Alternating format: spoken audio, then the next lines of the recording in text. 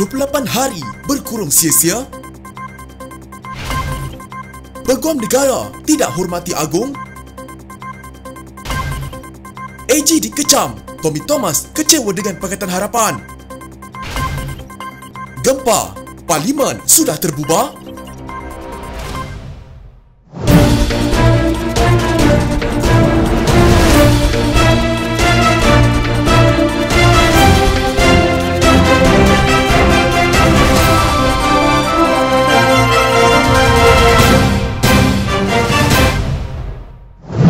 Setelah 28 hari yang sia-sia, rakyat dipaksa lagi untuk berkurung bagi tempoh yang belum dapat dipastikan kerana kaedah baru di bawah Pelan Pemulihan Negara (PPN). Nama baru PKP bergantung kepada angka purata kes baru wabak penyakit berbahaya hendaklah di bawah 4,000 kes. Dengan kata lain, kalau angka kes baru masih di atas 4,000, adakah rakyat mesti terus berkurung di rumah? Itu persoalan ditimbulkan oleh Ketua Pemuda UMNO Kebangsaan, Dato' Ashraf Wajdi Dusuki. Soal Ashraf bagaimana hendak memberi jaminan kes jangkitan wabak penyakit berbahaya turun ke paras ke 4,000 andainya kilang-kilang penyumbang utama penularan terus dibenarkan beroperasi. Malah kata Ashraf, angka syarikat diluluskan untuk beroperasi oleh Kementerian Perdagangan Antarabangsa dan Industri atau MITI juga bertambah saban hari. Sejak awal PKP 3.0 dilaksanakan, Pemuda UMNO tegaskan jika total lockdown nak dibuat untuk tempoh 14 hingga 21 hari sebagaimana rakyat inkubasi virus, maka buatlah betul-betul menyeluruh. Kini dengan angka korban mencecah 4,944 nyawa,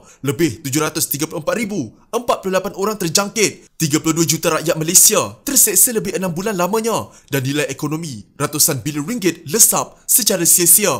Apakah kerajaan masih mahu ulangi dan guna pendekatan sama? Soalnya, menerusi hantaran di Facebook beliau, Perdana Menteri Tan Sri Muhyiddin Yassin memberitahu fasa pertama kawalan pergerakan di bawah Pelan Pemulihan Negara (PPN) yang dijadual berakhir esok tidak akan ditamatkan, malah diteruskan mungkin hingga pertengahan Julai ini. Muhyiddin berkata, fasa pertama itu dilanjutkan kerana jumlah kes wabak penyakit berbahaya di negara ini belum mencapai nilai ambang di bawah 4,000 kes seperti yang ditetapkan sebelum dapat beralih ke fasa seterusnya. Sekarang mereka kata perintah kawalan pergerakan dah nak tamat. Saya kata, mulai sekarang kita tak sebut PKP, tapi kita sebut kita berada dalam fasa. Sekarang ini fasa pertama PPN sampai Julai, mungkin pertengahan bulan dan sebagainya. Bukan kata 28 Jun tamat PKP, itu silap. Kita masih di fasa pertama PPN dan akan lanjutkan sehingga cecah nilai ambang bawah 4,000 kes dengan kes di unit rawatan rapi tidak lagi berada pada paras tenat dan pencegahan ditingkatkan, kata Muhyiddin. Sambung Ashraf, hakikatnya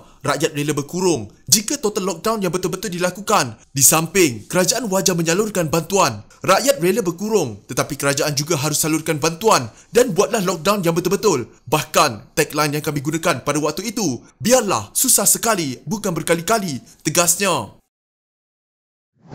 Peguam Negara Idrus Harun dianggap tidak menghormati Yang di-Pertuan Agong dengan membuat kenyataan terbuka mengenai pembukaan semula Parlimen, kata Zaid Ibrahim. Pun begitu, bekas Menteri Undang-Undang itu tidak menggesa agar Idrus dipecat, melainkan mahu Perdana Menteri Muhyiddin Yassin memberi penjelasan mengenai tingkah laku Peguam Negara terbabit. Kenyataan itu tidak sopan dan menunjukkan kurangnya rasa hormat terhadap martabat Seri Paduka yang juga dinasihatkan oleh Peguam Negara. Saya tidak menganggap ia sebagai pelanggaran kerahsiaan atau breach of confidentiality, melainkan sebagai tidak menghormati Raja. Nasihat yang diberikan kepada Raja dan Perdana Menteri harus bersifat peribadi, tidak perlu memberikan kenyataan media, melainkan Perdana Menteri terdesak untuk mencari sokongan. Peguam Negara tidak boleh tergoda untuk berpihak secara terbuka, itu bukan peranannya. Saya tidak akan mengatakan bahawa dia harus dipecat, tetapi bosnya Muhyiddin harus diminta untuk menjelaskan tingkah laku Peguam Negara, katanya kepada Portal Malaysia Kini. Zaid mengulas gesaan Majlis Presiden Pakatan Harapan yang meminta Idrus dipecat kerana didakwa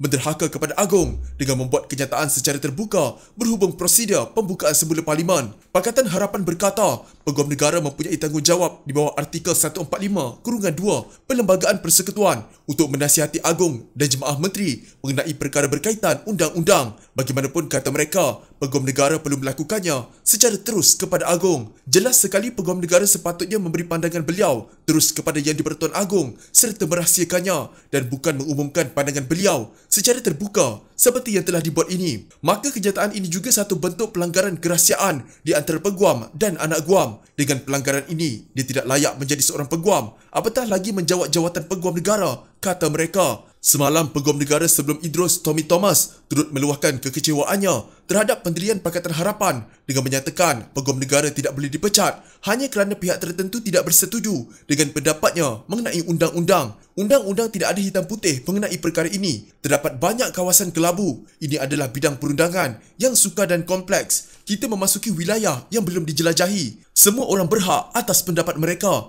Anda harus bersetuju untuk tidak bersetuju. Itulah undang-undang, katanya kepada Portal Malaysia Kini.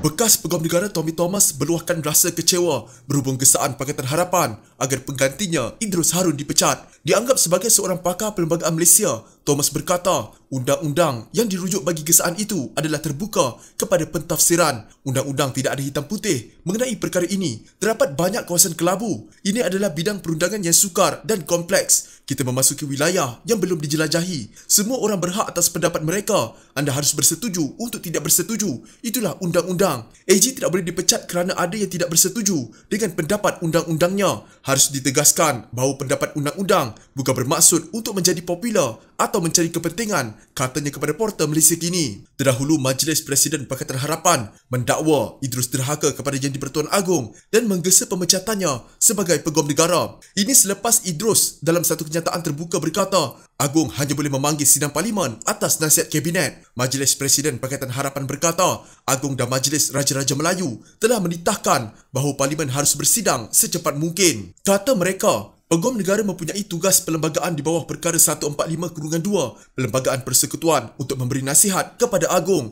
dan Kabinet mengenai isu berkaitan undang-undang. Bagaimanapun, kata mereka, Peguam Negara perlu melakukannya secara terus kepada Agong. Kenyataan Idrus juga satu bentuk pelanggaran kerahsiaan, breach of confidentiality antara Peguam dan anak Guam. Dengan pelanggaran ini, dia tidak layak menjadi seorang Peguam, apatah lagi menjawat jawatan Peguam Negara, kata kenyataan tersebut. Kenyataan itu yang dikeluarkan oleh Presiden PKR Anwar Ibrahim, Presiden Amanah Muhammad Sabu dan Setiausaha Agong DAP Lim Guan Eng juga mendakwa Idrus memperkecil dan memperlekehkan titah raja-raja. Ketiga-tiga mereka juga mendakwa kenyataan Idrus telah menepikan semangat perlembagaan dan memberi gambaran bahawa Peguam Negara mengenepikan institusi Raja-Raja Melayu. Parlimen digantung sejak 11 Januari berikutan pengisytiharan darurat yang dikatakan bagi mengekang wabak penyakit berbahaya. Speaker Dewan Rakyat Azhar Harun dan Speaker Dewan Negara Rais Yatim sebaliknya mencadangkan persidangan hybrid Parlimen diadakan pada Ogos atau awal September. Agong menitahkan untuk memanggil kedua-dua mereka menghadap baginda pada 29 Jun ini.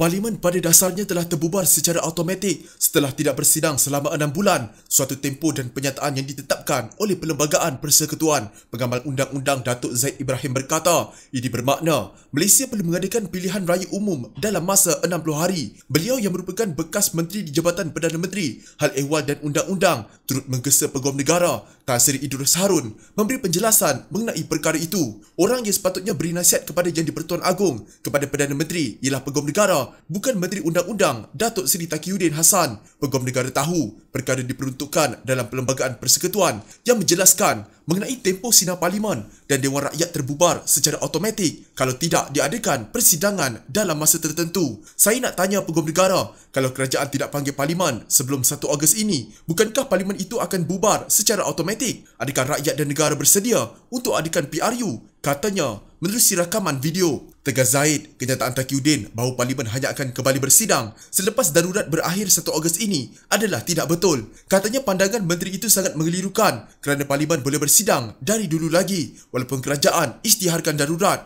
Sebab itu, kata beliau, perlembagaan meminta kerajaan yang isytihar darurat bawa perkara itu ke Parlimen untuk dibahas dan ditetapkan. Tidak betul kalau Taqiyuddin kata dalam masa darurat Dewan Rakyat tidak boleh bersidang. Yang membimbangkan saya kalau dia kata akan panggil mesyuarat Parlimen selepas 1 Ogos. Selepas darurat berakhir, ia seolah-olah memberitahu kepada Yang di-Pertuan Agong bahawa saranan Majlis Raja-Raja Melayu itu tidak mustahak, tidak penting, katanya. Beliau menjelaskan, Menteri Hal Ehwal Undang-Undang bukan penasihat rasmi kerajaan daripada segi undang-undang. Sebaliknya, tugasan itu bawah tanggungjawab Peguam Negara. Mungkin sekarang ini ada percanggahan kepentingan, tetapi apapun masalah dalaman, Menteri Undang-Undang tidak boleh beri nasihat undang-undang kepada kerajaan kerana mengelirukan. Nak elak masalah ini berlaku, ikutlah sahaja cadangan Yang di-Pertuan Agong. Panggillah Parlimen bersidang minggu depan. Elakkan daripada automatik Parlimen dibubarkan, katanya.